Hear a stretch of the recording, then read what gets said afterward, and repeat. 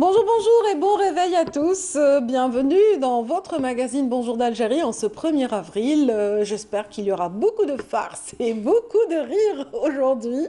J'espère que certains continueront à perpétuer une tradition qu'on a jadis quand même beaucoup appréciée étant jeune. Alors aujourd'hui, dans Bonjour d'Algérie, nous allons tout de suite retrouver Amel Laribi pour le meilleur de l'actualité météorologique. Et bien sûr, Alger, aujourd'hui, reçoit quelques petites ondées. Vous avez dû le constater en démarrant ce matin, comme moi. Tout comme moi. Alors, mesdames, messieurs, dans cette matinale, aujourd'hui, nous allons vous proposer plusieurs thématiques avec des invités également qui viennent d'horizons divers, à l'instar de Madame Wali, qui sera l'une de nos invitées aujourd'hui et qui va nous parler de cette journée mondiale consacrée à l'autisme et à la sensibilisation à l'autisme.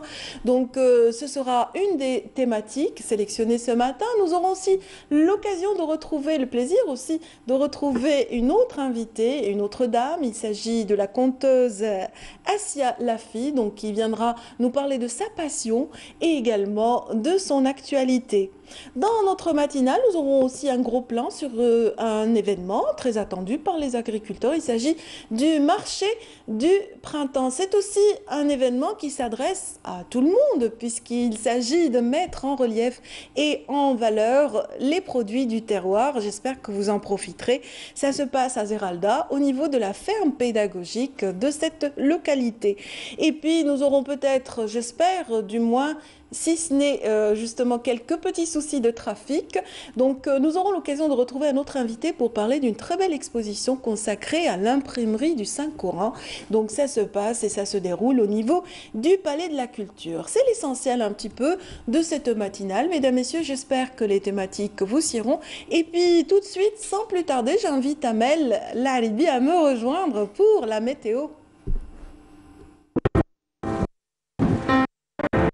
Avec Mobilis, suivez l'air du temps. Mobilis, partout, avec vous.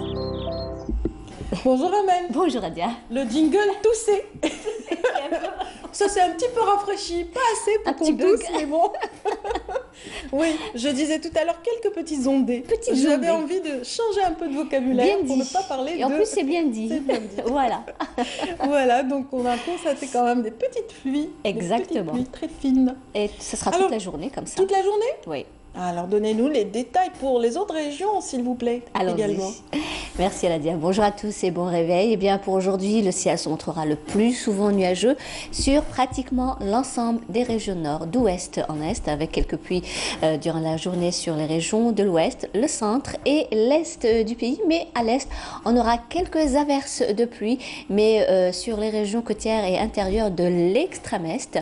La moitié sud, eh bien on aura toujours aussi un ciel souvent nuageux sur le Bécharrois, pouvant donner quelques pluies, puis une alternance d'éclaircies et de passages nuageux sur le Nord Sahara, également les oasis. Et à noter un ciel dégagé à peu nuageux durant l'après-midi sur les hauts plateaux du centre. Au sud, on aura un ciel partiellement voilé sur Tindouf, ailleurs le soleil s'en donnera à cœur joie, vers le Sahara central, l'extrême sud, le Egart Tassili, également le Sahara oriental, avec 2 fréquences seulement de sable, vers l'extrême sud, le Egart Tassili et le Sahara orientale.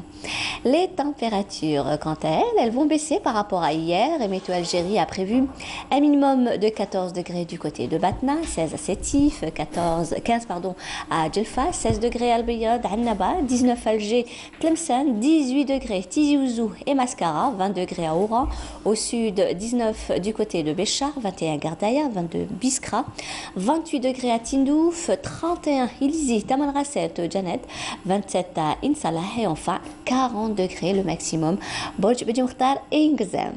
On va faire un petit voyage comme toujours du côté de l'Europe où des éclaircies gagneront du terrain avec de belles éclaircies à Paris, Bordeaux, également Berne, Budapest, Bucarest, un ciel pluvieux vers Lisbonne, Dublin, mais le ciel restera au rendez-vous à Copenhague, Berlin, Prague, Varsovie, également Athènes et Londres. Le mercure affichera 8 degrés à Copenhague, 13 à Londres, 11 11 Dublin, Berlin, Varsovie, 12 à Prague, 20 degrés à Paris et Bordeaux, 18 Marseille, Madrid, 19 à Lisbonne, Budapest, également Athènes, 21 à Rome et enfin 22 degrés le maximum, cette fois-ci à Bucarest. Voilà, je vous retrouve tout à l'heure, juste après le journal télévisé de midi et d'ici là, très très bonne matinée. Avec Mobilis, suivez l'air du temps. Mobilis, partout, avec vous. Merci beaucoup, Amel. C'est moi qui vous remercie.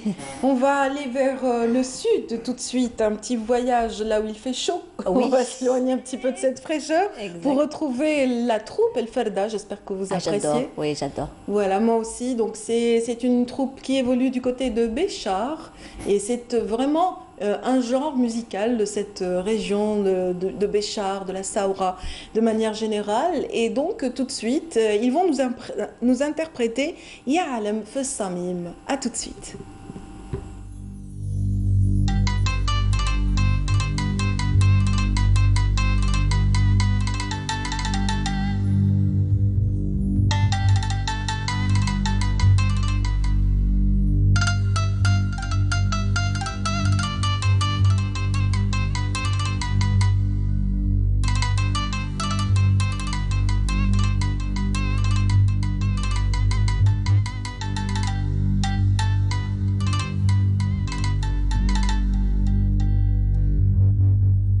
فيك رجع وعليك تكل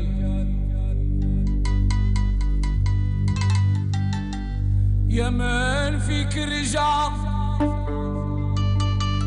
يا من فيك رجع وعليك تكل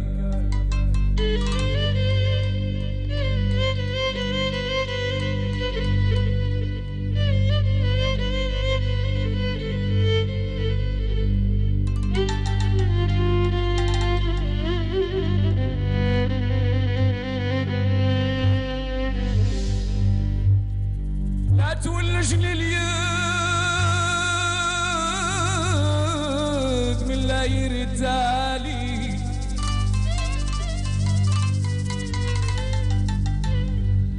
أنت تعلم سر قلبي يا متعال لا ينغيرك ما نديرو في بالي مهما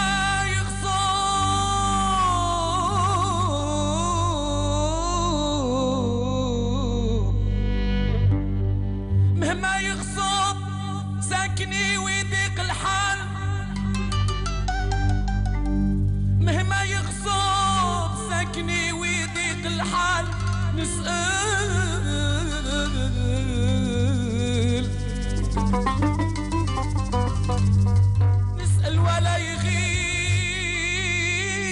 يغيب عنك سؤالي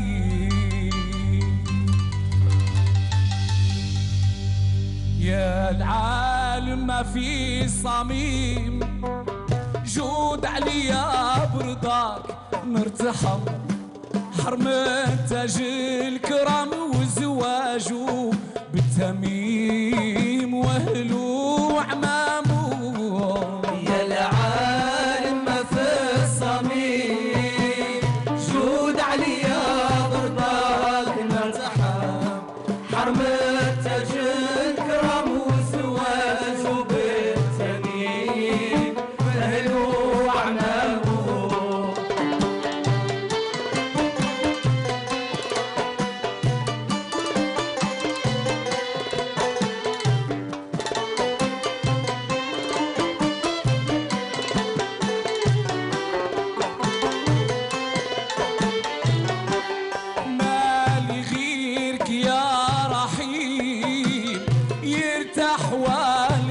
ساكن يضرب مالي سواك نلتجا في الحضر العظيم يفجي عظامه غيتني ما نبقى غريب وفقني لطريق نلتهم لأنك غفار لا تواخدني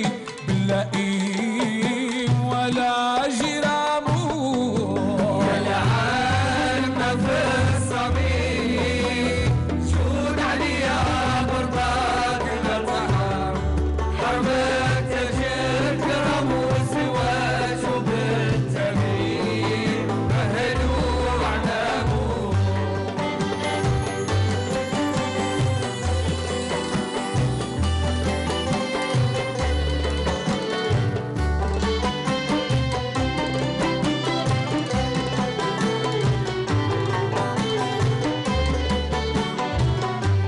لورة العبد اللئيم يرجع من سواه يرتحم ولورة السعيد يرجع من الجحيم يخلف مقامه ليس يكبر عندك عظيم ساعة غفار الجميع من ظلم والله ما يخيب من قصدك يا مقيم يدفع برامو يا العالم ما في الصميم جود عليا برضاك نرتحم حرمك تجي الكرم وزواج وبالتميم وأهل وعنابو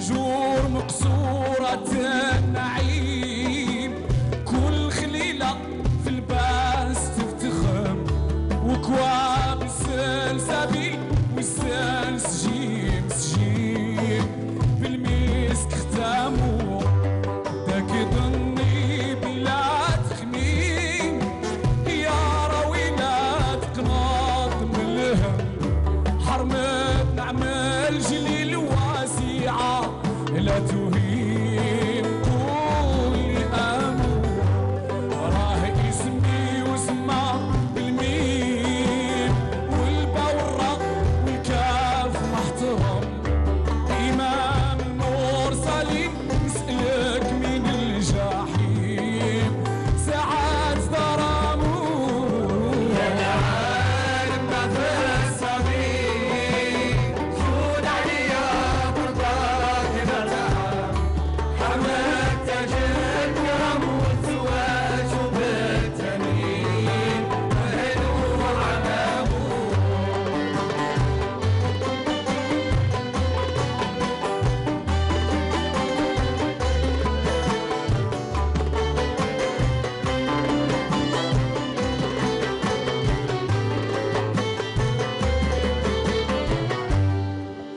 ويا العالم ما في الصميم جود عليا برضاك نرتحم حرم التاج الكرام وزواجه بالتميم واهل وعمامه ويا العالم ما في الصميم جود عليا برضاك نرتحم حرم التاج الكرام وزواجه بالتميم واهل وعمامه ويا العالم ما في الصميم جود عليا برضاك نرتحم حرم التاج الكرام وزواجه بالتميم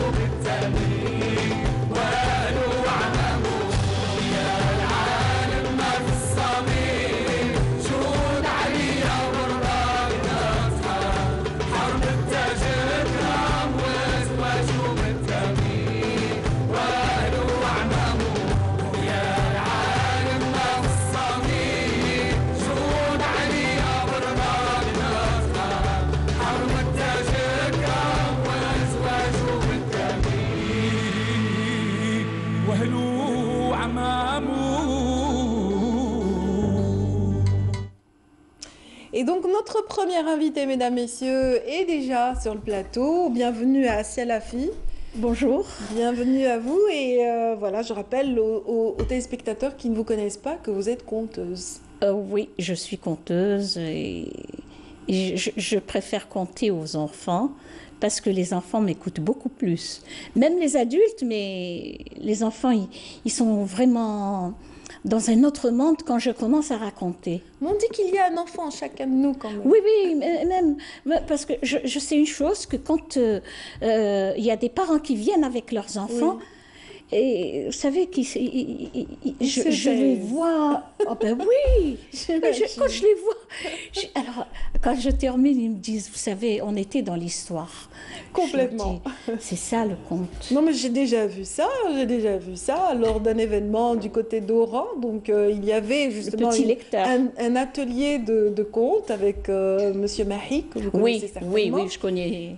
Et il y avait beaucoup plus, l'assistance au début c'était des enfants, et puis après ça s'est élargi, les parents étaient beaucoup plus importants, le public adulte était beaucoup plus important à la fin de la Je voudrais souhaiter de bonnes vacances à tous les enfants, et je leur souhaite une santé de fer et la joie dans leur cœur. À tous les enfants du monde. Hein. Oui, j'imagine. Alors, vous avez pour habitude de leur offrir ces moments de joie. On va peut-être commencer par un petit conte. Vous m'aviez promis un petit cadeau. Eh ben oui, c'est un conte.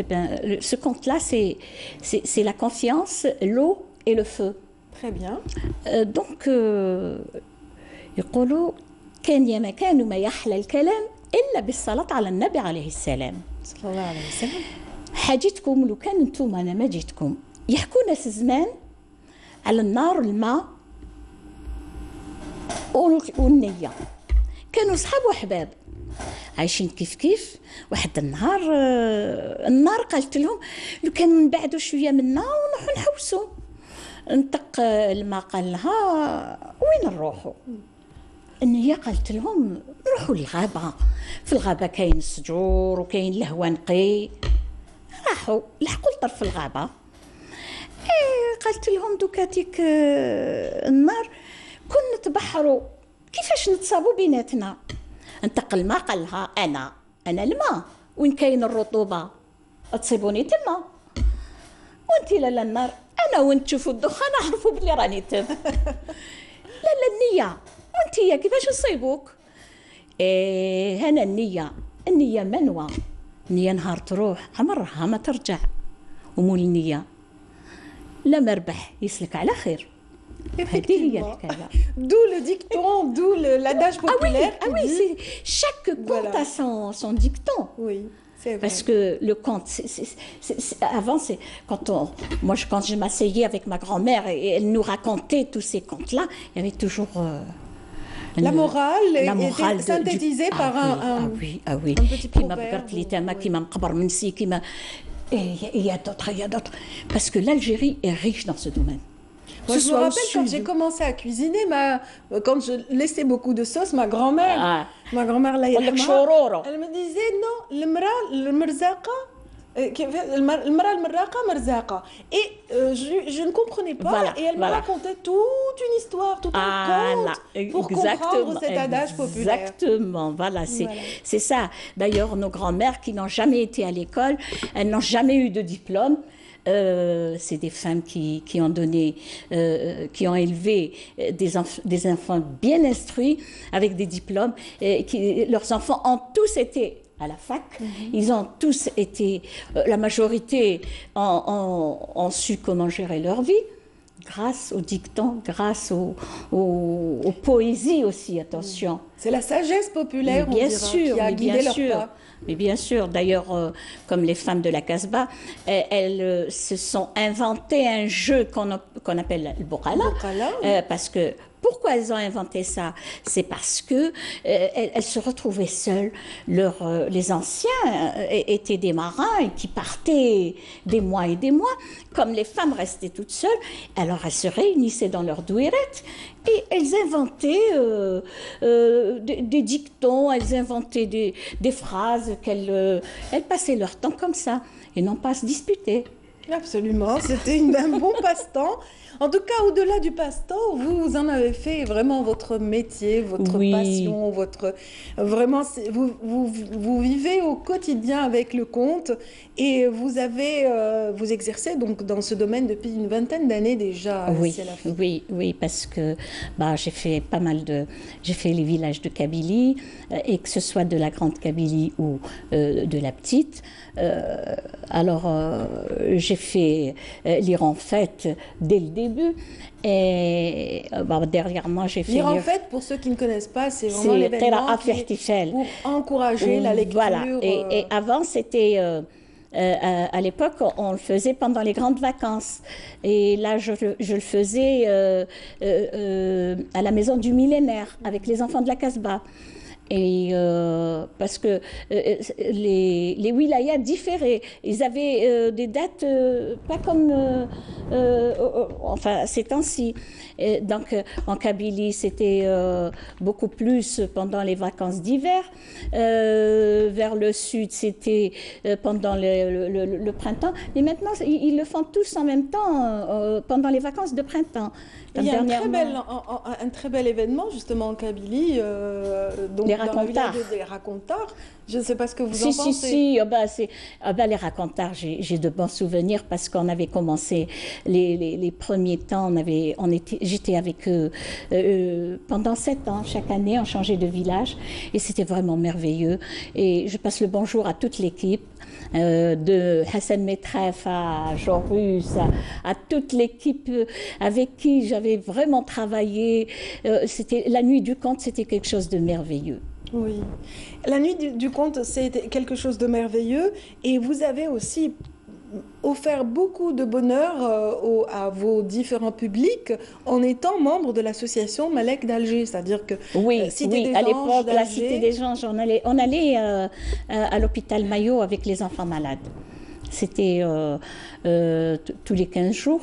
Mais maintenant, je vais dans tous les hôpitaux. Pas en groupe, cette fois-ci, en solo. Non, en solo.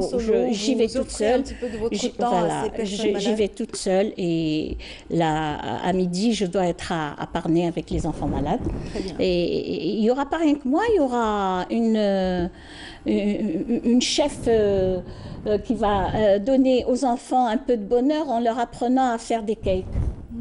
Donc, c'est pas mal. Ben oui. Là, par exemple, la photo qui vient de passer, c'était à Mustapha, avec les enfants malades. C'était le jour de l'Aïd. Moi, je vais toujours le lendemain. Et là, c'était au Fibda, avec les enfants. Et Assia Lafi, je vous demanderai juste de retirer votre écharpe, parce que ça fait un petit bourvis au niveau du micro. J'imagine que voilà.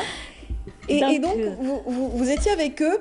Qu'est-ce qui vous passionne le plus quand vous êtes parmi ces enfants? Est-ce que c'est l'interactivité? Est-ce que ce sont leurs réactions? Est-ce que c'est la fin du conte? Qu'est-ce qui que là, ce qui me donne un bonheur immense, c'est quand ils m'écoutent et que je n'entends que la voltige de la mouche qui passe. Et les enfants là, ils sont là en train d'écouter. Ouais. Et ils en demandent après. Oui, j'imagine. Ils en demandent. Et puis après, il y a les parents qui, derrière, ils ne veulent pas partir, ils sont là. Et je fais plus de 10 contes pour...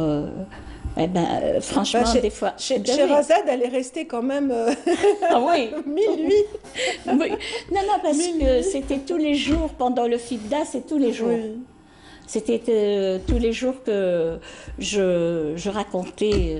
Chaque jour, il y avait de nouveaux contes, des devinettes aussi. Et puis, alors les enfants, quand ils écoutaient les devinettes, quand je terminais, et figurez-vous qu'eux aussi, ils ont des devinettes. Donc, ils participent. Ils participent avec moi. Et ça me fait plaisir. C'est excellent. Donc, devinettes, poésie et contes font bon ménage lorsque je leur fais même de la lecture aussi. Effectivement. Donc, Voilà, je on fais de voit la sur les lecture photos, dans les deux justement. langues. Dans les Oui. deux langues. Et là, c'est pour promouvoir la lecture. Et les enfants, au début, ils n'aimaient pas ouvrir le livre. Mais après, ils prennent l'habitude. Surtout quand on est à lire en fête. Oui. Il suffit peut-être de leur lire les Voilà, premières c'est pages tout. et ça les Mais encourage. je leur Qu'est-ce lis que un vous- petit paragraphe. Voilà. Et puis là, tout le monde demande à lire. C'est comme ça, les enfants. C'est des enfants. On les appelle Les pas enfants des... sont timides, sauf Voilà. certains qui Là, sont de vrais diablotins, c'est mais- à lire en fête. Oui. C'est à la Maison du Millénaire. Pendant le... C'était à l'époque, c'était au mois d'août. Très La bien. dernière quinzaine du mois d'août, les enfants de la Casbah venaient écouter les contes. Oui. Et il y a une note traditionnelle dans certaines de vos rencontres. Donc, il y a le costume traditionnel qui est parfois Oui, présent. Sarwal Il y a- Ndouar, c'est le pantalon. Moi, je dis Sarwal Djeddati parce que c'est le pantalon de nos grands-mères. Parfois, ils me disent. Très confortable, là, Ben c'est oui, mais le karakou, c'est pour l'Aras, c'est pas pour. C'est pour les fêtes, le karakou. Quand ils me disent, Madame, vous venez en traditionnel, mais en karakou. Mais je leur dis non, le karakou, c'est fait pour les fêtes. Moi, je viens raconter aux enfants ce que racontaient nos grands-mères. Nos grands-mères étaient habillées comme ça. Et en plus de ça, le pantalon que je le porte même dehors, dans la rue, parce que c'était Sarwal Zanqa, Oui, c'est vrai. Sarwal Ndouar, Sarwal Zanqa. Ou Sarwal Shilqa, c'était pour la maison. C'était pour la maison, parce que Pour c'était... recevoir, pour recevoir des invités, pour les fêtes. Parce que c'est quand même une tenue beaucoup plus près du corps, Voilà, donc qui dévoile un petit exactement. peu les atours de la Exactement. femme. Donc d'où le choix de Sarwal Mdouar pour l'extérieur, ça couvre bien. Eh ben oui, et puis en plus Et de c'est ça, confortable. mais moi je suis On à est l'aise. On est à l'aise. Moi, je suis à l'aise. Parfois, quand je marche dans la rue, oh, chez ça. Mais c'est l'ancêtre de ce qu'on appelle actuellement l'aladin. Donc l'aladin, c'est quand même un pantalon arabe. Moi, j'ai toutes les couleurs. Excellent, excellent, excellent. En tout cas, on parlait des récits de nos grands-mères tout à l'heure, mais il n'y a pas que cela. Vous écrivez aussi vos propres contes, et c'est ce que j'aimerais quand même relever. oui, donc mes propres contes, c'est des histoires entre la réalité et l'imaginaire. Parce que quand j'ai écrit Rahim, Rahim, c'est un enfant qui naît handicapé, qui est rejeté par la famille parce que ils n'admettent pas qu'ils aient un enfant handicapé dans la famille. Et là, c'est grâce à Dieu, bien sûr, et c'est les abeilles qui vont le nourrir, ils vont le nettoyer, mais après, quand son père rentre de voyage, et il demande qu'est-ce qu'elle a eu, sa femme, un garçon ou une fille, elle lui dit, sa mère, oh, tu sais, tu as eu un garçon, il est mort, et tu en auras d'autres. Pourquoi? Parce qu'elle l'avait mis dans la cabane du jardin. Elle l'a laissé là-bas, et c'était les abeilles qui s'en occupaient. Et chaque matin, les abeilles venaient le laver, lui donner à manger du miel. Et là, quand elle partait, elle laissait le miel qui restait dans les récipients qui étaient dans la cabane. Et là, quand il est venu le père, il est allé voir son fils, il l'a trouvé bien portant, il l'a pris, il l'a donné à sa femme. Et là, il voit quelque chose qui brillait dans la cabane. Il va vers les récipients, il goûte, il trouve que c'est du miel. À partir de là, il a acheté des bocaux, il les remplissait tous les jours, il allait les vendre. Il est devenu riche. Alors, Il est devenu plus riche que les gens du village. À partir de là, il a construit une grande maison pour les nécessiteux, pour les handicapés. Et l'enfant a grandi. Il n'était pas bête, l'enfant. Et là, quand il voyait ses frères et sœurs aller à l'école, il s'asseyait à côté d'eux et il avait appris à écrire avec ses pieds. Et il est rentré à l'école et il a eu des diplômes. Il a eu son bac avec une mention très très bien et il est maintenant un haut responsable. Très très belle histoire à la veille d'une journée justement consacrée à une frange de la société qui est en mal et en souffrance. Il s'agit des autistes et on en parlera tout à l'heure avec une autre invitée. Et donc là vraiment on sent cette conteuse qui est proche des personnes malades. ما يخلي حد اللي يخلق ما يضيع. اللي خلق ما يضيع, effectivement. Donc voilà. Ah oui, la le prise en bon Dieu, charge quand de il donne quelque chose, il te donne de quoi te... Voilà. Par exemple, celui-là, il n'avait pas... C'est un enfant qui n'avait pas de bras, mais il avait trouvé le moyen d'écrire avec ses pieds. De survivre et d'aller au-delà de son handicap. Maintenant, c'est quelqu'un qui sert dans notre société. Et nous avons un confrère de la radio qui est ainsi, qui dépourvu de bras. Oui, j'ai été invitée par lui. Voilà. Oui. Nombreux sont les artistes. Ah oui, c'est un type formidable. Et il est formidable. Effectivement, donc là, c'est dire un petit peu que les contes, ça illustre chaque situation. Et bien sûr, j'ai même écrit Mdintil Beda, c'est sur Alger. Et c'est des enfants qui vont arracher les plantes, qui cassent tout, qui détruisent tout. Mais après, quand Assas Dar, يخرج لهم أساس دار يحلف فيهم, يروح عند واحد العجوزة كبيرة تاع الزمان, هي اللي تقول له نعهدك بربي أنا نربيهم وأنا نوري لهم. Donc elle leur racontait aux enfants comment qu'ils ont vécu, comment que leur Casbah était une ville qui était à l'époque la plus belle et la plus propre ville au monde. Et là, à partir de là, les enfants, tous les vendredis, ils prennent une tirelire, ils ramassaient de l'argent, ils ont acheté des plantes, ils ont acheté de la peinture et ils ont peint. Ils ont corrigé les erreurs. Excellent. Et tout en faisant ça, ils chantaient l'ancienne chanson de Maryam Abed qui disait هذه مدينتي العزيزة الشابة في البلدان فيها القطب الرباني ويزلكم كل حسن. Moi j'ai mis يزلكم كل حسن هي تغني بهجة مدينة الجزائر الشابة في البلدان فيها القطب الرباني سيدي عبد الرحمن. Sidi Abdelrahman, effectivement. Voilà. Donc pour les enfants, moi j'ai cru bon faire, ben, je sais pas, j'ai dit تزولكم كل حزن كي تكون بلادكم ومدينتكم نقية. Effectivement, donc actuellement on voit le retour justement un regain justement. Et bien maintenant les enfants, parfois quand je marche dans la rue, il y a des enfants qui ramassent des ordures et les mettent dans la poubelle. Effectivement. Enfin je trouve, et on a une belle ville. Moi, je trouve que je n'échangerai jamais ma ville, même contre New York, même contre Paris. On a une très belle ville. Alger, c'est la plus belle ville au monde. Il suffit de... Et les Algériennes, qu'est-ce que vous en pensez? Oh, les Algériennes, c'est des femmes... Mais c'est des femmes... Vous savez que les Algériennes, c'est des femmes uniques. C'est des combattantes. Oui. Elles ont été martyrs de la guerre. Elles ont aidé beaucoup. Et puis l'Algérienne s'en sort malgré tous les malheurs qu'elle...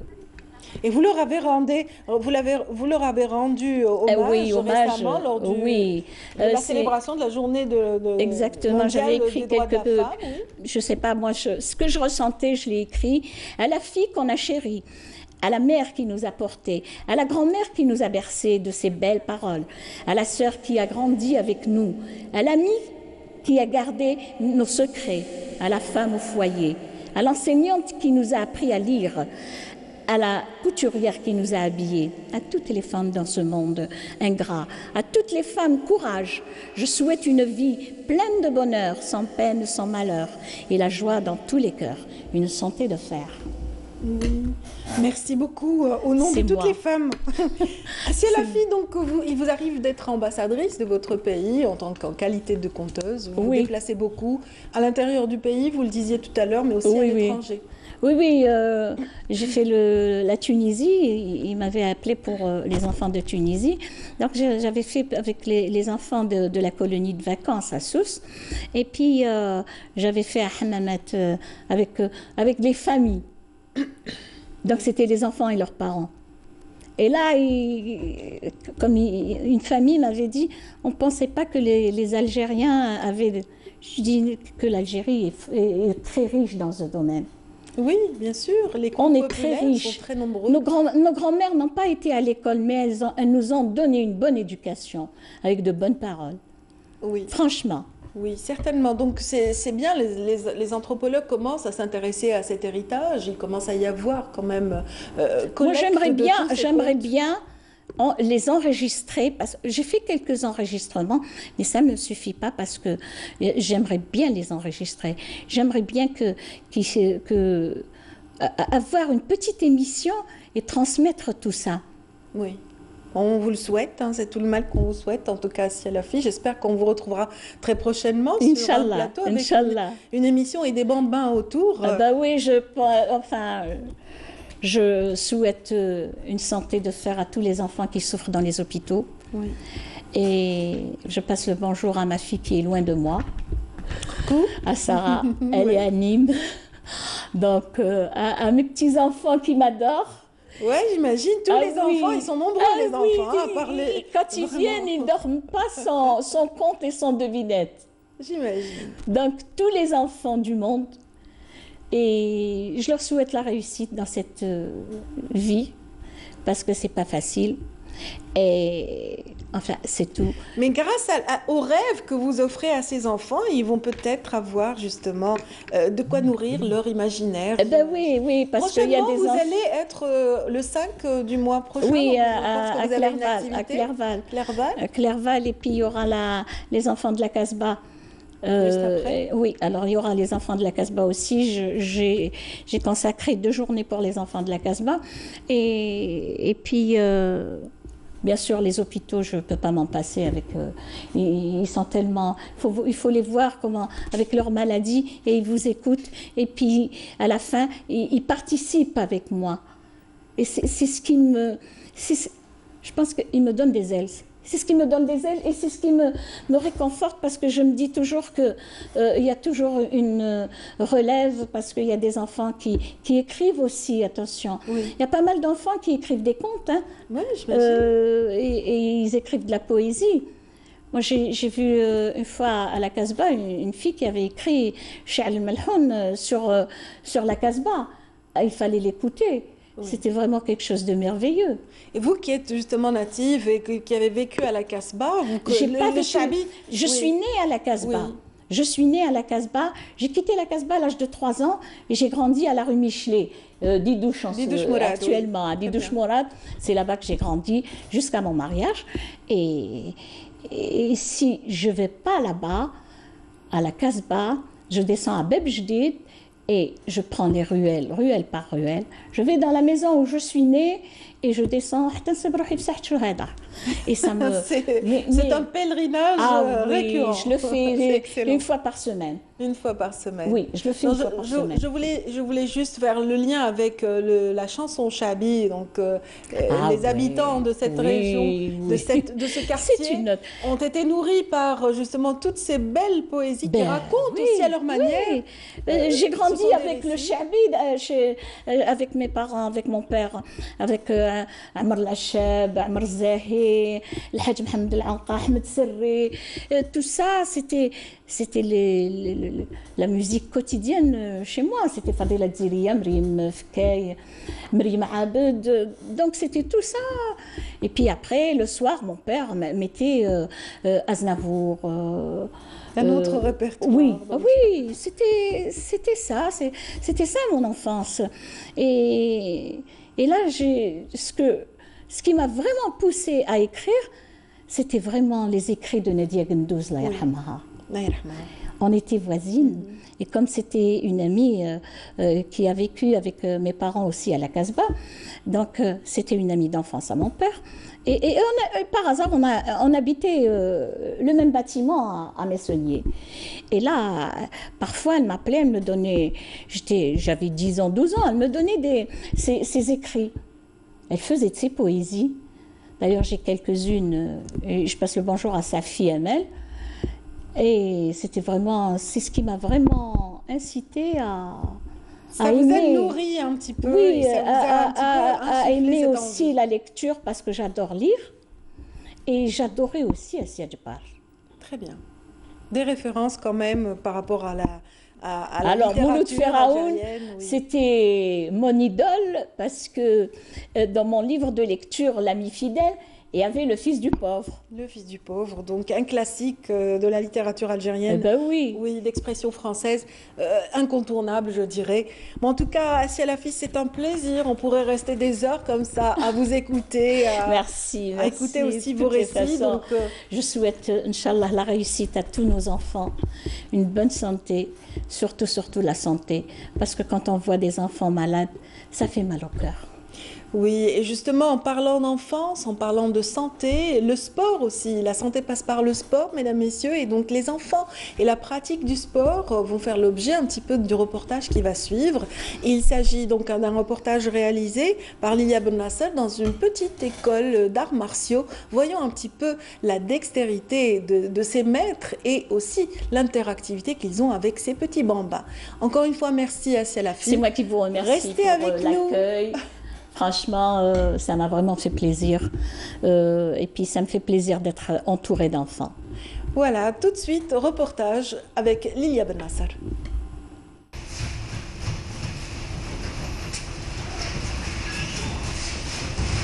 Les arts martiaux sont à l'honneur et séduisent de plus en plus les enfants du côté de la salle Tahoussine, située sur les hauteurs de la capitale. Réaliser des figures de l'art du combat, ici, le maître est le pilier de la pratique martiale et de sa transmission.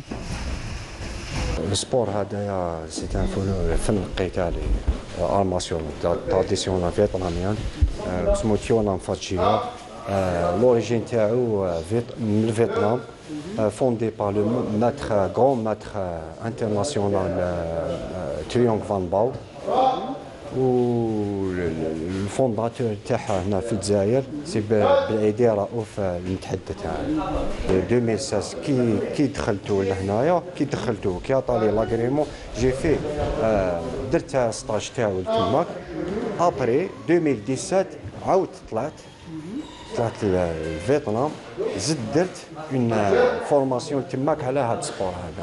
انا لي زونترينور لهنايا اللي ديجا بارتيسيباو معنا في شامبيونات دو موند 2012 2014 2016 الى يومنا هذا يخدموا معنا و سي دي مفورمين تما مع لو كرون ماتر ومعايا انايا.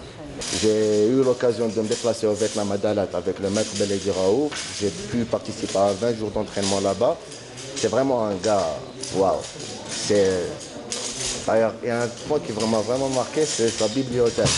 Non seulement c'est un grand maître d'arts martiaux, en même temps, il bousille, genre, il est ouvert vraiment à tout.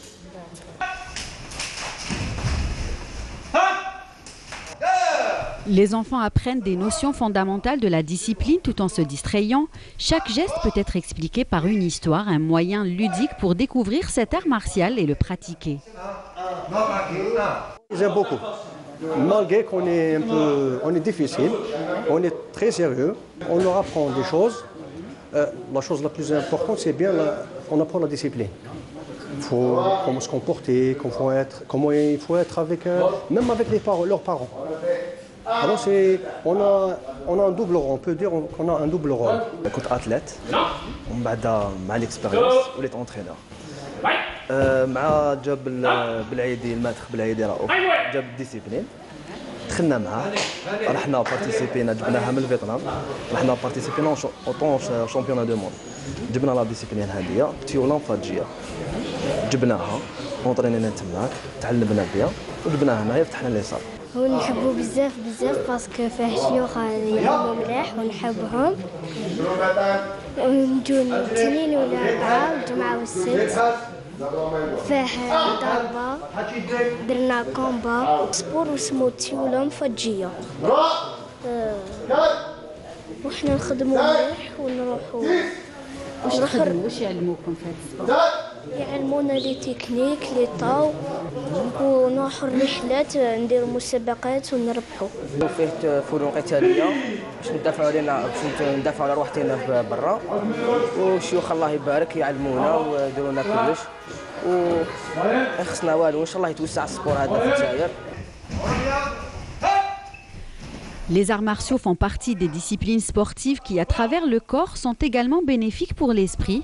Une école de vie qui enseigne la discipline, l'écoute et le respect des règles et d'autrui.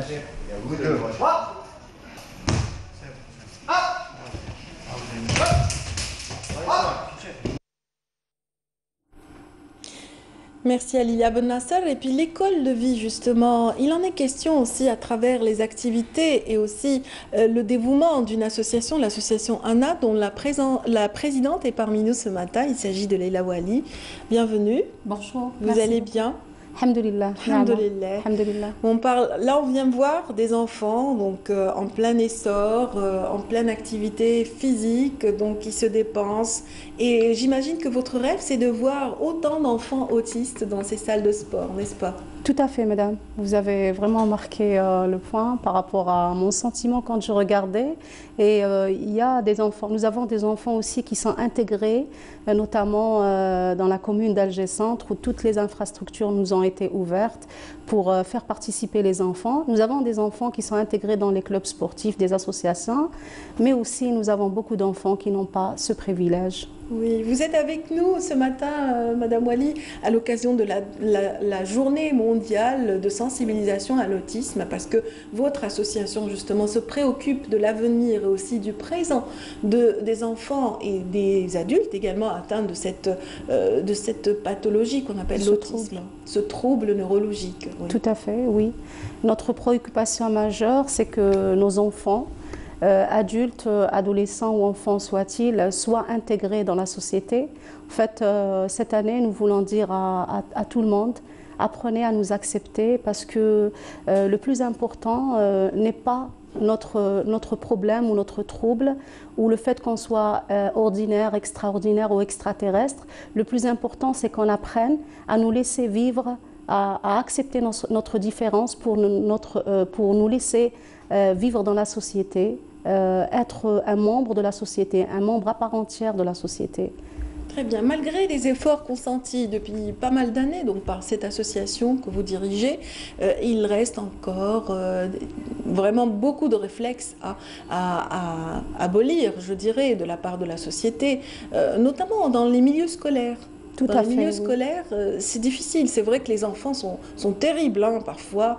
Lorsqu'il y a un enfant justement qui est quelque part différent d'eux, ils ne sont pas toujours conciliants, hein, ils ne sont pas toujours faciles. Je vous promets que ce n'est pas les enfants. Le problème, ce n'est pas avec les enfants. Au contraire, nous avons même des vidéos, des photos où les enfants attendent avec impatience l'arrivée de leurs camarades. Au moment de la récréation, ils se précipitent à qui va être le premier à le tenir par la main. Avec lui. Voilà, jouer avec. Ils sont compatissants. Je vous promets aussi que les enfants ont beaucoup à apprendre aux adultes, notamment par rapport à l'acceptation de la différence. Ils peuvent nous faire une formation de quelques jours par rapport à ce sentiment d'accepter autrui, à cet altruisme, à cette empathie envers ces personnes-là. Donc, notre problème, c'est beaucoup plus avec les mentalités, les rigidités un peu, par rapport à l'application des textes de loi. Le droit à la scolarité est un droit constitutionnel, qu'on le veuille ou pas. On avait juste demandé qu'il y ait une petite circulaire pour faciliter l'accès de l'auxiliaire de vie. On espère que ça va se concrétiser à nos dernières informations. Cette circulaire est en gestation, donc on espère que ça va être un accouchement très facile. Donc on l'attend avec impatience parce que nous avons des enfants qui vont passer des examens et dont l'outil humain, à savoir l'auxiliaire de vie scolaire, est primordial, voire vital. Vous savez que j'ignorais moi-même que les enfants étaient accompagnés à l'école. Les enfants autistes donc ne peuvent pas accéder à l'école facilement. Donc ils ont besoin du soutien de cet auxiliaire de vie. C'est un petit peu l'équivalent de la canne ou du chien pour l'aveugle, n'est-ce pas? Absolument, oui, je préfère la canne. Donc c'est la canne de cet enfant. J'aime les chiens quand même. Ils sont mignons. Ils sont très mignons. Ils sont fidèles. Au moins, ils sont plus fidèles que l'homme, je confirme. Donc, je vous dirais que c'est la canne de cet enfant-là. C'est un appui pédagogique, qu'on le veuille ou pas. Cet être qui va l'accompagner, qui va l'apaiser, qui va lui faciliter les consignes, lui faciliter les explications du prof, être l'intermédiaire entre l'enseignant, la famille et l'élève, être cet outil qui va adapter le programme, adapter la leçon selon la déficience de cet enfant-là. S'il a besoin de support visuel, c'est à l'auxiliaire de le faire. S'il a besoin de consignes plus adaptées, plus allégées, c'est à l'auxiliaire de le faire. C'est un outil pédagogique, l'auxiliaire de vie scolaire. Donc, Inch'Allah, déjà aujourd'hui... C'est aussi un élément de réconfort et d'apaisement, parce que le trouble neurologique fait que, voilà, que les enfants autistes parfois se renferment sur eux-mêmes, et donc le fait d'avoir ce réconfort, j'imagine que ça les aide dans l'intégration. Tout à fait. Donc, en fait, nous avons cité quatre fonctions majeures de l'auxiliaire de vie scolaire. Une fonction éducative et pédagogique, une fonction sociale, ça veut dire de socialisation. Elle va renforcer les liens entre les camarades et faire en sorte que cet enfant vive communique et vive une socialisation intense avec ses camarades. Et nous avons des résultats. Aujourd'hui même, je présente un travail sur l'expérience de l'association ANA en matière d'intégration en milieu scolaire ordinaire avec l'organe national de la protection et de la promotion des enfants, avec Madame Chorfi, la déléguée. Nous avons un travail que nous allons faire aujourd'hui même. Et parmi les choses que nous allons présenter à toute l'assistance, c'est ces fonctions qui sont à la fois éducatives, pédagogiques, sociales, et c'est vraiment le trait d'union ou l'intermédiaire entre cette nouvelle chose qui arrive à l'enfant, à savoir le milieu ordinaire, et l'enseignant, la famille, les professionnels qui interviennent auprès de l'autiste. C'est un peu ce trait d'union, je dirais, entre la connaissance, le savoir et l'enfant en lui-même. Il vous a fallu combien d'années pour aboutir à ce résultat, à voir justement la présence de ces auxiliaires Nous ne sommes toujours pas arrivés, madame, parce que si je venais à citer qu'il y a des exemples, nous avons par exemple dans la wilaya d'Alger, il y a quelques 300 élèves, comparé à tous les élèves autistes qu'il y a à Alger, tous les enfants qui n'ont pas pu malheureusement accéder, même pas aux classes dites spéciales. Donc, si je commençais à parler des enfants qui sont à la maison en train de se mordre, à la maison parce qu'ils n'ont pas eu cette chance d'accéder, même pas dans des classes spéciales ou dans des centres de prise en charge, je vous dirais qu'on n'est toujours pas arrivé. Oui, mais je reste optimiste pour dire que dans la wilaya d'Alger, il y a quelques 300 qui sont chapeautés par l'association nationale. Dans la wilaya de Béjaïa, par exemple, nous avons une dizaine ou un peu plus d'enfants qui sont dans les classes spéciales. Je parle du bureau de wilaya d'Alger, je ne parle pas des autres associations, je n'ai pas le chiffre exact. Oui. Je vous dirais qu'il y a quelques 120 enfants scolarisés avec des auxiliaires quand même. Il y avait une rigidité, nous avons même l'exemple d'un enfant, Mehdi, qui a été déscolarisé dans la localité de Siddoqa Béjaïa. Il a été déscolarisé. On a dû intervenir en tant qu'association nationale pour le rescolariser, et je vous dis maintenant qu'il a eu presque 10 de moyenne et qu'il est premier sur son école. Excellent. Donc voilà, il suffit de donner la chance à ces enfants-là. Et puis aussi, sans oublier que ce ministère, c'est le ministère de l'Éducation d'abord. Donc nous, on a beaucoup d'objectifs, mis à part l'enseignement de cet enfant-là. Nous avons l'éducation et la sociabilisation de cet enfant-là dans l'école est un facteur primordial. L'école ordinaire en elle-même est une thérapie pour l'enfant. Est-ce qu'ils suivent le même programme Justement, il y a des enfants qui peuvent suivre le même programme sans aucun problème, sans même l'aide de l'auxiliaire de vie scolaire. Mais il y a beaucoup d'autres enfants qui ont non seulement besoin de l'auxiliaire de vie scolaire, mais aussi de l'adaptation du programme. C'est du cas par cas, selon la déficience de cet enfant. C'est pour ça que l'auxiliaire, normalement, c'est un relais éducatif pour cet enfant qui devrait travailler intensément avec l'enseignante pour adapter le programme de la journée, de la semaine, selon les capacités et la déficience de cet enfant-là. On est encore loin. Madame Ouali, j'ai eu ouï dire que les auxiliaires étaient exclus de la salle d'examen. Donc l'enfant autiste était livré à lui-même pendant les examens.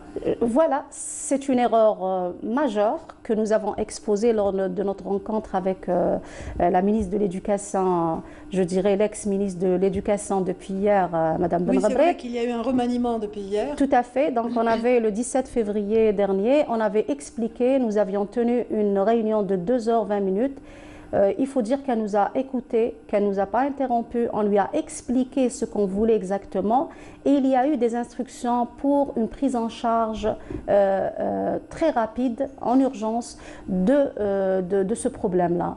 Donc on espère que... La demande a été introduite en 2015, ça fait un moment que vous attendez cette circulaire. Oui, ça justement fait... qui va Depuis qu'on apporter, existe, oui. on a toujours œuvré, même si vous revoyez les passages qu'on a fait avec Canal Algérie, qui nous a toujours accompagnés dans nos actions depuis notre existence. Donc vous allez voir que nous avons toujours revendiqué cette demande et que nous avons insisté et persisté sur le fait que l'auxiliaire de vie scolaire était la clé pour quelques enfants.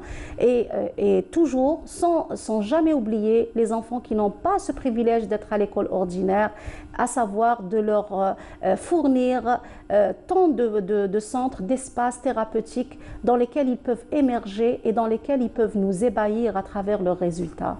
Oui, donc nous avons, même pour les enfants ordinaires, nous n'allons pas tous terminer nos études en bachelier. Oui, il peut y avoir des mécaniciens, c'est idem pour nos enfants. Donc nous avons beaucoup d'enfants qui se sentent très bien dans l'art, qui sont musiciens, qui sont artistes peintres, qui sont aussi mécaniciens et peut-être plombier, maçon. Absolument, absolument. Donc il suffit de leur donner ce moyen pour découvrir un peu toutes les capacités dont ils ont besoin. En voyant un reportage qui a été diffusé hier dans une chaîne étrangère, il y avait une expression dite par un adulte autiste qui avait dit « Pourquoi est-ce que les gens s'intéressent qu'à mon handicap? Ils ne s'intéressent jamais aux belles choses que je pourrais faire. » Donc c'est quelque chose qui m'a interpellée et qui m'a fait penser à beaucoup d'enfants dont on est en train d'exclure des écoles juste parce qu'on n'a pas envie de fournir plus d'efforts. Voilà, c'est quelque chose que nous avons toujours compris. On n'accepte pas l'auxiliaire de vie scolaire parce que lorsqu'on a quelque chose à cacher, on a peur de la tierce personne. Donc c'est pour ça nous avons des exemples de par le monde de personnalités qui ont marqué le monde et qui étaient autistes à la base et qui étaient incomprises et incomprises dans leur milieu scolaire et qui ont fini par réaliser des prouesses à l'échelle internationale. Voilà, madame. On a des exemples. Je pense que vous êtes assez informée, que je ne fais que vous rappeler certaines choses que vous connaissez déjà par rapport à ce monde extraordinaire qu'est l'autisme. Je ne connais pas tout de ce qui se passe justement sur le terrain. Vous êtes plus à même justement de nous parler de cette frange de la société qui est en souffrance quand même parce qu'elle a des besoins spécifiques et il faut vraiment apporter une réponse à ces besoins spécifiques. Vous parliez de centres justement, de centres d'accueil pour les enfants autistes. Ils sont très très peu quand même jusqu'à présent. Très peu, même s'il y a eu par exemple dans la wilaya d'Alger, dans une autre wilaya, je pense à Médéa et à El Bouaghi, des petits centres qui ont apparu comme ça, mais ça reste toujours insuffisant. C'est une excellente initiative à laquelle on adhère complètement, mais il reste toujours très insuffisant par rapport au nombre d'autistes qui est en train de monter très très rapidement. Donc à un certain moment, on parlait pour chaque 100 naissances, maintenant on est à 68. Pour chaque 68 naissances, il y a un enfant autiste qui naît. Et la pire maltraitance que l'on peut faire à un autiste, c'est de ne pas l'éduquer et de le laisser croupir dans son autisme. Oui. C'est ça. D'avoir en fait peur. D'avoir peur. C'est la peur en fait qui fait qu'on démissionne quelque part de sa mission, hein, que ce soit les parents ou que ce soit aussi l'institution, l'école, je veux dire. Oui, oui, tout à fait. Mais il ne faut pas oublier qu'en démissionnant aujourd'hui, nous allons avoir de gros problèmes dans l'avenir. Parce que cet enfant que nous n'avons pas éduqué en temps opportun serait un véritable fardeau, et lui et la famille, et sa famille qui va encaisser tout le fait que cet enfant n'a pas été éduqué en temps opportun, qui n'a pas reçu de prise en charge précoce, qui n'a pas reçu de diagnostic précoce. En fait, le diagnostic précoce, vous savez ce qu'il fait? Il nous fait garder ou si vous voulez, il nous fait découvrir les capacités intellectuelles et les capacités cognitives de cet enfant-là. Imaginez que cet enfant arrive jusqu'à l'âge de 4 ans ou 5 ans et que son diagnostic n'est toujours pas posé. Il est confronté à un milieu qui n'est pas le sien, il est incompris. Et imaginez que vous partez en Chine et que vous ne savez pas parler chinois et que que vous avez des besoins basiques, à savoir manger, boire, dormir, etc., et que vous ne pouvez pas vous exprimer. Comment vous allez être? En colère. C'est la situation dans laquelle sont les enfants et leurs familles. Absolument. J'imagine un petit peu la détresse des parents aussi par rapport à cela.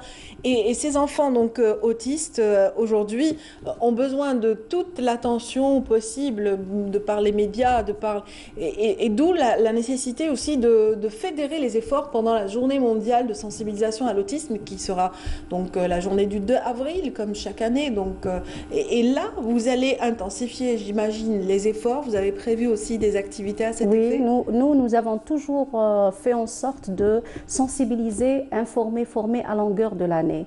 Mais nous avons tout le mois d'avril que nous avons commencé déjà le 30 mars à travers une sortie pédagogique thérapeutique aux familles et aux enfants. Donc nous avons travaillé avec un groupe de solidarité de jeunes solidaires qui est ABS, que nous remercions vivement à travers ce plateau pour toute l'aide et tout l'amour avec lequel ils nous ont, et les enfants et les parents, entourés. Nous avons fait une sortie, c'est la première, mais ça ne va pas être la dernière. Donc nous allons... Ça y est, on y a pris goût. Hein, oui, bon. jusqu'au 30 avril, ça va être tous les samedis, oui. Inch'Allah. Nous avons aussi la journée du 9. Bon, aujourd'hui, on est avec l'organe national des droits de l'enfant, des personnes pour lesquelles nous avons beaucoup de respect. Une dame qui est très sensible, Madame la déléguée est très sensible pour la cause de l'autisme. Donc, on est avec eux. Demain, on sera avec le comité national autisme dont je suis membre pour célébrer aussi la journée. Avec la CNAS, on sera, Inch'Allah, le 5, le 4, Inch'Allah, l'Akhmis. Voilà, donc voilà, c'est un trait autistique, j'ai pas trop de la notion du temps.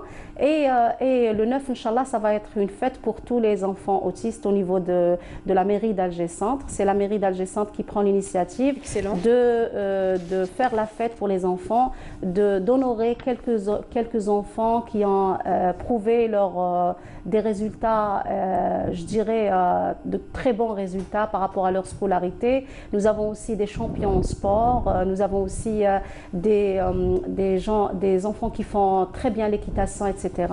Et puis nous avons aussi des journées de formation avec notre partenaire Daoutatou qui va venir faire une formation pour les parents et les professionnels. Où, Inch'Allah, la surprise serait l'inauguration d'un espace thérapeutique au niveau d'Alger Centre qui va prendre en charge, c'est une crèche thérapeutique qui va prendre en charge des enfants autistes, une crèche dont on attend la naissance depuis déjà 3 années. Donc, Inch'Allah, cette année sera l'année, Inch'Allah, bidnillah, de la formation, de l'information et aussi de l'amélioration de la prise en charge. On le souhaite vivement. En tout cas, vous avez parlé de formation et c'est vrai que ça m'interpelle par rapport à un outil pédagogique autre que l'auxiliaire, le PEX. Le PEX qui est aussi donc Picture Exchange. Voilà. C'est aussi un outil pédagogique donc qui va aider par l'illustration. C'est un moyen de communication pour les enfants en fait. C'est un moyen, comme tous les moyens de communication qui puissent exister, c'est un moyen qui permet à l'enfant de s'exprimer et de se faire comprendre. C'est très important. À partir du moment où on apprend à l'enfant à s'exprimer, quel que soit ce moyen d'expression, on peut s'exprimer même à travers le regard. Donc, quand on donne ce moyen à cet enfant, nous allons voir beaucoup de bons résultats sur lui. Il va être plus apaisé, plus calme, moins d'agitation, etc. Parce qu'il va réussir à comprendre son entourage et à se faire comprendre. Avoir un code intermédiaire. Tout à fait. C'est l'échange à travers les photos. Oui. C'est très valable pour les enfants qui ont un petit lexique, mais aussi pour les enfants qui n'ont pas du tout de lexique. C'est-à-dire c'est des enfants qui sont non-verbales complètement. Ça les aide à faire, au début à faire des mots, à faire des demandes et puis à la fin à écrire des histoires, etc. à travers les pictogrammes qu'ils présentent à l'intervenant adulte. Donc c'est un moyen d'expression qui a donné beaucoup de résultats. Nous l'avons utilisé dans l'association avec nos enfants et nous avons été vraiment très très satisfaits par rapport à J'imagine l'émotion de voir cet effort aboutir et de voir l'épanouissement voilà, sur le visage de ces enfants qui sont en difficulté. En tout cas, merci beaucoup, Madame Ouali. Merci à vous, C'est Madame. un plaisir. On pourrait parler des heures des enfants ça me autistes dérange parce pas. que, oui, vraiment, ça nous passionne, nous aussi. On est vraiment happés par vos paroles lorsque vous abordez le sujet parce que vraiment, c'est une frange de la société qui mérite sa place, justement, amplement et qui mériterait aussi d'avoir toute l'aide nécessaire. Merci pour vos cris, vos appels et j'espère qu'ils auront écho auprès des instances qu'on a évoquées tout à l'heure. Absolument. J'espère que les prochains jours feront en sorte que nos enfants ne soient plus les oubliés de la société. Ni des exclus. Merci. Inch'Allah. Merci beaucoup, Madame Ouali. Je rappelle que vous êtes la présidente de l'association ANA en charge des enfants autistes en Algérie. Donc, merci à vous, Madame. Merci pour l'invitation. Voilà, merci infiniment. Donc, après ces remerciements, Mesdames, Messieurs, j'espère que vous êtes encore là. Et tout de suite, je vous propose une virée du côté du Palais de la Culture. Le Palais de la Culture qui accueille depuis quelques temps donc une très belle exposition qui se poursuit encore. Vous aurez le temps parce qu'elle dure 3 mois, cette exposition. Elle est consacrée à l'héritage culturel africain et c'est Lamia Boudbouda qui va nous y emmener tout de suite. À l'occasion de l'ouverture du Centre régional pour la sauvegarde du patrimoine culturel immatériel en Afrique, le CRESPIAF, se tient une exposition intitulée « Héritage culturel immatériel en Afrique » au Palais de la Culture Moufdi Zakaria. 28 États dans l'Algérie sont représentés par des panneaux d'information et des vidéos mettant en avant un élément emblématique du patrimoine immatériel classé par l'UNESCO au patrimoine mondial de l'humanité.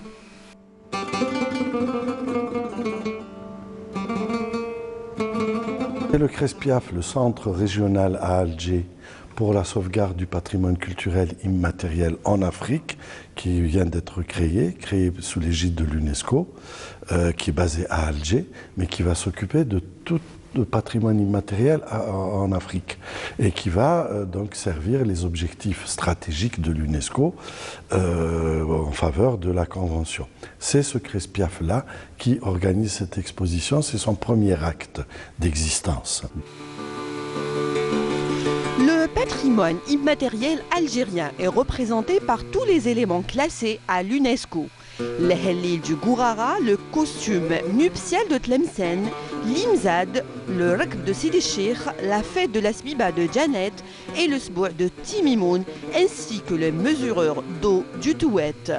On précise aussi que les dossiers relatifs à la distillation de l'eau de fleurs de Constantine ainsi que le bijou de Etienne de Tizi Ouzou sont bien engagés pour le classement. C'est normal que l'Algérie ait la possibilité de présenter tous ces éléments, tous les éléments qu'elle a pu classer sur les listes du patrimoine immatériel. On peut les rappeler, mais ils sont maintenant connus. Il y a la Hellil, le Rakb, le costume de Tlemcen, le Sbour, la Sbeiba, l'Imzad. L'Imzad qu'on a inscrit avec avec le Mali et le Niger. Nous avons des dossiers en préparation. Naturellement, nous avons des dossiers qui sont dans le pipe. Il y a le Tartar qui est la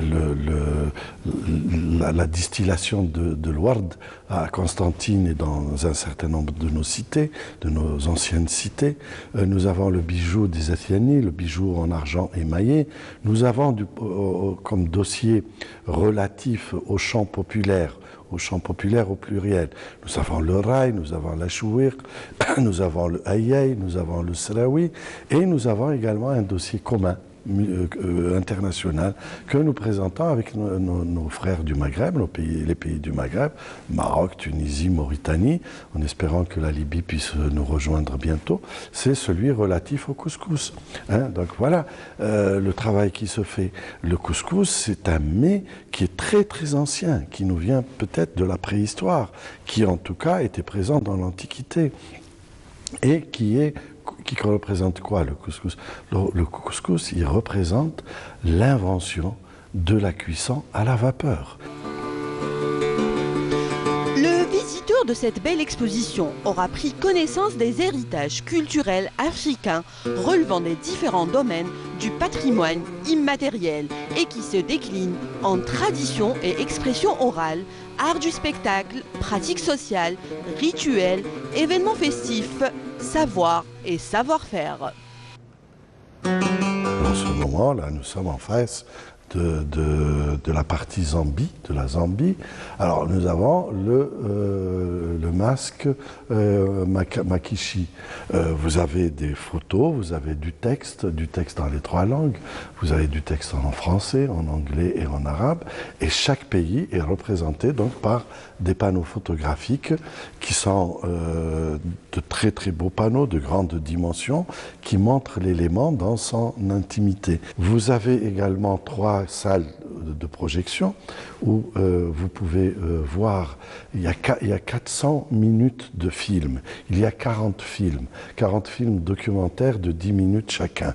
Là par exemple, nous sommes en face du panneau de la charte de Kulukan-Fuga du Mandé, c'est-à-dire de l'Empire mandingue, qui date du XIIIe siècle et qui est une charte précurseur des droits de l'homme et de la bonne gouvernance, n'est-ce pas? Cette charte est composée de 44 articles que l'on a mis ici tombant des branches comme des feuilles, mais des feuilles vivantes, pas des feuilles mortes, qui tombent des branches du baobab, qui est l'arbre autour du village autour duquel les populations se retrouvent. Les gens, il y a des bancs, vous pouvez vous asseoir autour de cet arbre. Ben, regardez par exemple, donc je vous ai dit qu'il y avait 44 articles. Il y a l'article 24 qui dit « Ne faites jamais de tort aux étrangers ». C'est une charte des droits de l'homme, c'est une charte de la bonne gouvernance qui est expliquée ici. Donc vous avez les panneaux, les textes dans les 3 langues. Sachez que l'exposition est visible jusqu'au 6 juin, l'occasion de voir la carte d'identité culturelle de l'Afrique et de s'émerveiller devant tous ces trésors immatériels du continent. Nos derniers invités de ce plateau sont déjà parmi nous. Il s'agit de Sid Ali Lahlou, bienvenue. Merci. Vous êtes donc président de l'Association nationale des produits du terroir. Exact, oui. Voilà. Et vous êtes venu accompagné ce matin de Mouloud Waras, merci, artisan fromager. Ouais. C'est bien cela, bonjour. Merci Votre pour première l'invitation. télé. Ouais. Allez, Un peu détendez-vous. stressé, ouais. Détendez-vous. Ouais. Merci beaucoup. C'est nous qui sommes à plaindre parce que vous avez amené des objets plutôt des produits très appétissants Merci. qui nous font couler un petit peu de salive sur les papilles. Merci en tout cas d'être là, messieurs. Vous Merci êtes à parmi vous. nous ce matin pour parler d'un événement très attendu par les agriculteurs, par les passionnés du produit terroir. Voilà. Oui. Il s'agit du marché du printemps. Tout à fait, tout à fait. Voilà. Alors, Printemps, ça a débuté il y a à peine quelques jours. donc Ouais. une petite semaine. Tout à fait. Donc, bonjour à tous ceux qui nous regardent et une bonne matinée comme ça avec des produits de terroir, parce que quand on dit produits de terroir, on dit aussi manger sain. Manger Ça sain, veut dire manger que c'est bio, manger bio. Enfin, moi, j'aime pas trop le bio, mais je dirais toujours Bon, le naturel. bio, c'est un petit peu par rapport à une industrialisation Tout à un fait, peu tout à fait. abusive, qui a Mais massive, chez- je dirais chez- plutôt. Chez nous, en Algérie, nous avons tout pour être dans ce domaine. Il suffit juste de retrousser les manches et travailler. Ouais. Et Dieu merci qu'on est en train de développer un créneau qui a été méconnu, même délaissé à un moment. Mais maintenant, les gens commencent à revenir, à travailler, à produire. Pourquoi? Parce que même le consommateur, il s'est réveillé un peu. Mais l'Algérien Il commence à connaître que manger local, manger produit national, sain, c'est la santé. Et c'est pas uniquement, c'est la santé publique, c'est pour toute l'Algérie. Tous les Algériens aiment ces produits. C'est vrai que même lorsqu'on consomme beaucoup comment dire, dans les fast-foods, lorsqu'on est tout le temps dans les restos, on est toujours comment dire, très heureux de retrouver les saveurs de nos grands-mères, de nos mamans. L'Algérien est très attaché à ces saveurs. Il y a le goût, il y a l'odeur, il y a la tradition, il y a le savoir-faire, il y a la culture. C'est l'agroculture en quelque sorte. Absolument. Les gens ils connaissent que le savoir-faire a été hérité des grands-parents, des arrière-parents, etc. Là, je parlerai, par cette occasion, je parlerai du grand marché du printemps qui se déroule actuellement à la ferme. Donc, il nous reste aujourd'hui et demain. Très bien, encore 2 jours pour profiter encore de 2 ces jours. bons Donc, produits. je fais appel à tout le monde de venir trouver le bonheur et que de belles choses. Franchement, de belles choses. Et ça permet aussi c'est-à-dire de rapprocher directement le producteur comme Mouloud Ouaraz qui fait du fromage. Ou l'apicultrice qu'on vient de voir à l'image, justement, Tout à fait. et avec ses pots de miel qui Oui, il y a beaucoup de produits. Oui, là, ce sont d'autres produits, on voit des images, parce que là, ce qui défile, là, ce sont des savons naturels, des produits de cosmétiques, c'est bien cela? Il y a plein de choses qui sont faites de produits locaux, c'est-à-dire les produits purs, naturels d'Algérie, l'Algérie profonde. Et ça permet aussi de développer ce créneau. Pourquoi? Parce que c'est une richesse. Parce que c'est un développement durable et rural aussi, parce qu'il y a la femme, il y a l'homme, il y a tout le monde qui s'y met et vit et travaille ensemble et produire un produit sain. Nous avons une terre fertile et nous avons aussi un savoir-faire ancestral. Moi, je suis déjà producteur avant d'être dans ça. J'active dans l'association, dans les organisations de marché et ça permet aussi de trouver des débouchés parce que tout le monde est impliqué. Il faut Vous produisez aider. quoi, monsieur Lahlou? Moi, je suis connu beaucoup plus pour les couscous. Hein. Les couscous, on vient de voir justement une image où il y avait tout un panel de pâtes de diverses... Il y a plein de couscous, plus roulés à la main, bien sûr, artisanal, des produits. La maison Lahlou, ce qui vous a valu d'ailleurs des prix à l'échelle internationale en Italie. Oui, exact. C'est un honneur pour moi et pour toute l'Algérie. C'est un plaisir de représenter le pays à l'international dans l'art culinaire. C'est important. Et tous les produits du terroir. Et c'est ce qu'on souhaite également à notre second invité, donc Mouloud, qui est ici présent. Donc j'imagine que son rêve, c'est de voir son produit sur les étals de toutes les grandes surfaces, ici et ailleurs. C'est bien cela? Oui, bien sûr. Tout d'abord, bonjour à tout le monde. Merci pour l'invitation. Vous êtes de Freiha, n'est-ce pas? Oui, de Timizer, Freiha, dans la région. Oui, c'est la région de Timizer. En fait, je suis né à Timizer, Souk El-Had.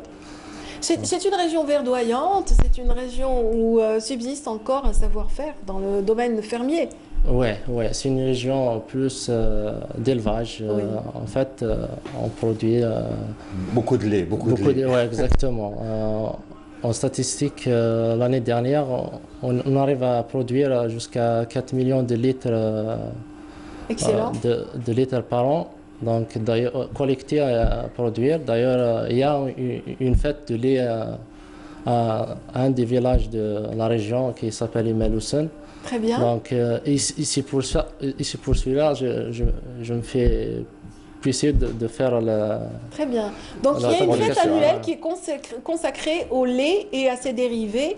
Et c'est à ce titre-là que vous participez à cette fête. Ouais. Vous qui êtes enfant de fermier, vous qui êtes enfant d'éleveur, parce que vous avez baigné dans l'élevage. Ouais, mes parents déjà sont des paysans.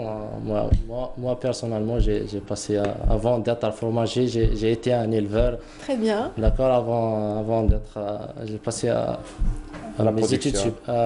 j'ai passé mes études supérieures ici à Alger. J'ai travaillé 4 ans dans un cabinet qui fait des études de marché. Après, pendant 4 ans, j'ai quitté après Alger pour retourner à la source. Exactement.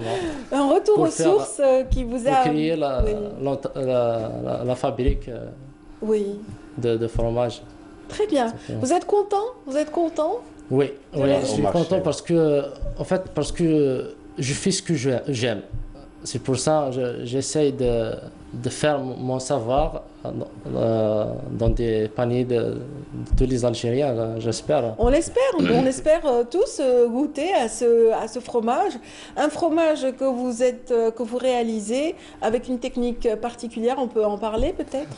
Oui, en fait, en 2015, j'ai fait une formation à Bouzguin dans les fabrications des fromages, oui, assurés par deux étrangères artisans qui fabriquent, maîtres fromagers, des maîtres qui fabriquent de fromage à l'artisanal.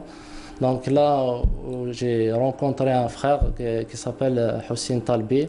Donc je le salue à cette occasion, effectivement. J'espère qu'il vous regarde aujourd'hui. J'espère et je le souhaite. En fait, je le souhaite une bonne continuation. Une réussite dans le domaine aussi. Oui, exactement. C'est bien, vous êtes solidaires entre amis. C'est excellent. J'imagine qu'il doit faire les mêmes vœux pour vous. J'imagine qu'il doit souhaiter la même chose. Autant de réussite à ce fromage. C'est pas un fromage à croûte, c'est un fromage cuit. C'est un fromage cuit, qui fait comment? En fait, c'est un fromage à pâte dure, à pâte pressée, non cuit. Très bien. Donc, qu'on peut manger dans des salades, comme dessert, comme même comme entrée ou dessert tout ça qui peut juste avec le pain, voilà. Qui peut aider à gratiner. Oui, exactement. On peut l'utiliser pour gratiner des pizzas et d'autres choses. On peut faire même des gratins. Excellent, excellent. Et issu l'avantage est 100% au lait de vache de la région. Très bien. Ce n'est pas de la poudre que vous avez mis dedans, c'est vraiment du lait de vache travaillé et traité. Oui, en fait, on a nos propres éleveurs que je salue aussi à leur effort de produire du lait, oui, exactement, de lait, de vrai lait, de qualité, exactement. C'est par rapport à leurs efforts qu'on réussit à faire un fromage pareil. De qualité. Une telle qualité. Ouais, exactement. C'est vraiment... Monsieur Lahlou acquiesce parce qu'il a goûté, bien sûr. Il a aimé. Je vais parler un peu, c'est notre rôle aussi d'encourager les gens comme ça. Parce que vous savez qu'on est en déficit énorme en fromage artisanal en Algérie traditionnel.